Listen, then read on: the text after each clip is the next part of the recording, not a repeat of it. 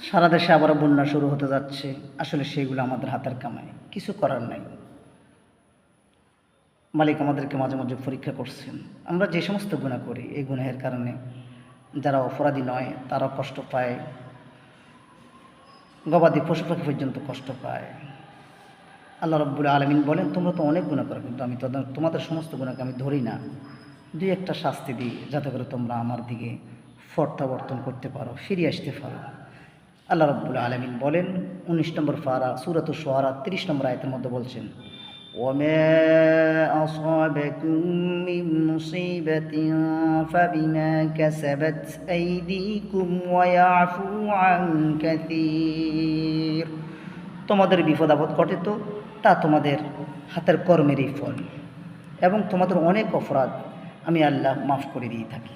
আল্লাহ পাক কোন আয়াতের মধ্যে বলছেন, ২১ নং পারা সূরাতুর রুমের ৪১ নম্বর আয়াতের মধ্যে বলছেন, যহারাল ফাসাদু ফিল বাররি ওয়াল বাহরি বিমা কাসাবাত আইদিন নাসি লিয়ুযীকাহুম বা'দাল্লাযী আমিলু লা'আল্লাহুম ইয়ারজিউন। আল্লাহ রাব্বুল আলামিন বলেন, মানুষের কৃতকর্মের দরুন স্থলভাগে ও সমুদ্র বিপর্যয় ছড়িয়ে পড়ে, যার ফলে তাদের কিছু কিছু কর্মের শাস্তি আস্বাদন করান, যাতে করে তারা আমার দিকে প্রত্যাবর্তন করতে পারে। এই জন্য আল্লাহ পাকের কাছে ছাড়া এই বন্যা থেকে আমরা প্রত্যাবর্তন কখনো সম্ভব নয়। তাহলে মালিক আমাদেরকে এই শাস্তি থেকে দূরে রাখবেন, আমাদের কারণে অন্যরা কষ্ট পাবে না।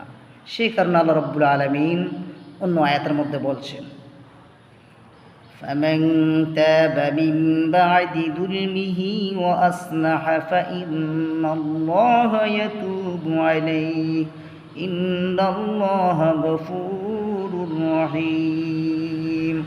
অতঃপর যে ব্যক্তি গুনাহ করার পর তওবা করেও নিজেকে সংশোধন করে, অবশ্যই আমি আল্লাহ তাআলা তার তওবাকে কবুল করি, তার সমস্ত গুনাহকে আমি আল্লাহ মাফ করে দিই, এবং তিনি তো ক্ষমাশীল এবং পরম দয়ালু আল্লাহ।